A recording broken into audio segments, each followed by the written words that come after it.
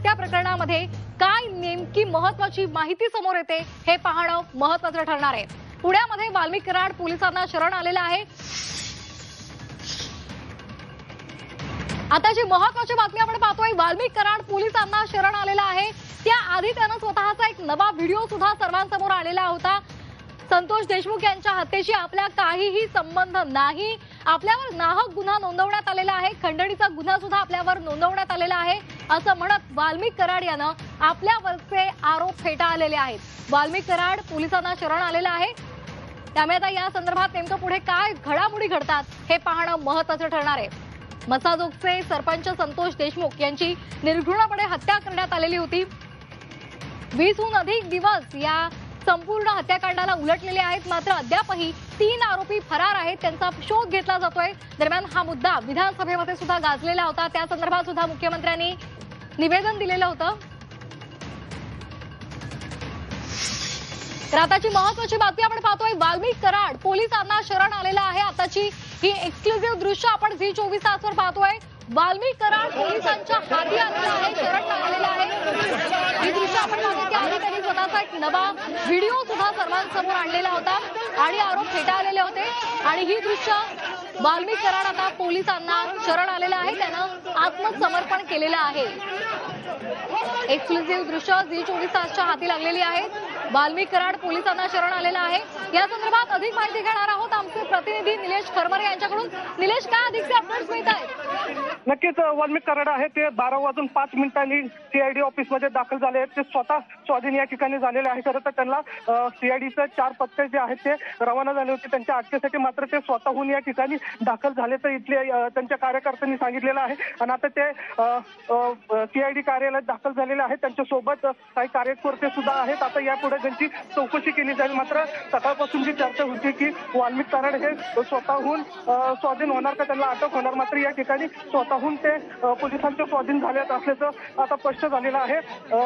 कार्यकर्त्यांसोबत ते या ठिकाणी दाखल झालेले आहेत आणि आता त्यांची सीआयडी मार्फत आता चौकशी सुरू होत आहे। त्यांना सीआयडीचे मुख्य अपर पोलीस महासंचालक आहेत, त्यांनी या ठिकाणी त्यांच्या दालनामध्ये घेऊन गेलेले आहेत आणि आता त्यांची चौकशी या ठिकाणी सुरू होत आहे। नक्की खंडणी प्रकरणामध्ये वाल्मिक कराड यांचा काय रोल होता, त्यांनी किती पैशाची मागणी केली होती, त्यांच्यासोबत आणखीन किती आरोपी होते, त्याचबरोबर संतोष देशमुख यांच्या हत्येमागे आणखी किती लोक असणार आहेत, एकूण या सगळ्या गोष्टीची चौकशी जी आहे ती आता वाल्मिक कराड यांची सीआयडी मार्फत होणार आहे।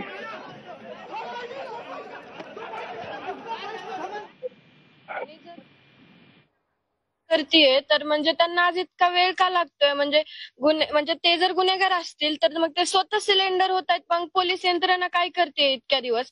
आणि जर आरोपी आहेत त्यांना जर वेळ लागत असेल इतका पकडण्यासाठी, तर आम्ही न्यायाची अपेक्षा कधी करायची? आम्हाला न्याय कधी मिळणार?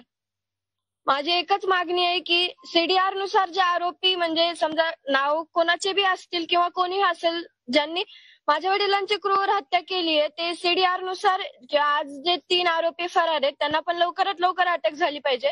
आणि सीडीआर नुसार जे आणखी आरोपी निघतील त्यांना पण तुम्ही लवकरात लवकर अटक करा आणि पुढील तुमची कारवाई आहे ती चालू करा आणि लवकरात लवकर माझ्या वडिलांना आम्हाला न्याय मिळवून द्या, एवढीच अपेक्षा करते। तर खंडणी प्रकरणामध्ये वाल्मिकी कराड आरोपी आहेत आणि ते खंडणी प्रकरणासाठी सरेंडर झालेले आहेत, पण हत्येशी त्यांचा अजून संबंध नाही असं ते स्वतः म्हणतायत। त्याबद्दल तुमचं काय म्हणणं आहे? आता आम्हाला तर एवढंच वाटतंय की ज्यांनी माझ्या वडिलांची हत्या केली त्यांना, म्हणजे माझ्या वडिलांना न्याय मिळण्यासाठी आमची एक मागणी आहे। आम्ही तर आमच्या वडिलांना आणू शकत नाहीये वापस, पण एक त्यांचं बलिदान हे न व्यर्थ जाता जे आरोपी आहेत त्यांनाही कठोरात कठोर शिक्षा झालीच पाहिजे असं आम्हाला वाटतं। जे काही यामध्ये आरोपी असतील, समजा आज ते शरण जातात किंवा ते सुद्धा म्हणले की मी आरोपी असेल तर माझ्यावर तुम्ही कारवाई करा, आमचं सगळ्यांचं एकच मत आहे की या माझ्या वडिलांच्या हत्येमध्ये जे कोणी असेल त्यांना कठोरात कठोर शिक्षाही झालीच पाहिजे। 3 आरोपी जे होते जे हत्या प्रकरणातले ते अजूनही फरार आहेत, त्यांच्या बाबतीत अजून कुठलीही माहिती आली म्हणजे शरण गेले का कुठं अटक झाली अशी माहिती अजून नाही, ते अजूनही फरारच आहेत। त्या आरोपींना अटक करण्यासंदर्भात काही मागणी करणार आहात? त्यांना पण लवकरात लवकर अटक करा। पोलीस यंत्रणा त्यांच्या प्रकारे काम करत आहेत, पण आमची एकच विनंती आहे की तुम्ही जे तुमची प्रक्रिया चालू आहे ती लवकर ऐका ना, त्यांच्यावर जे आरोप झालेले आहेत त्यांच्याबद्दल तुम्हाला काय बोलायचं आहे का? ऐका ना, वाल्मिक 20 दिवस कुठं होत्या याबद्दलचे तुम्हाला बोलायचं आहे का याबद्दल?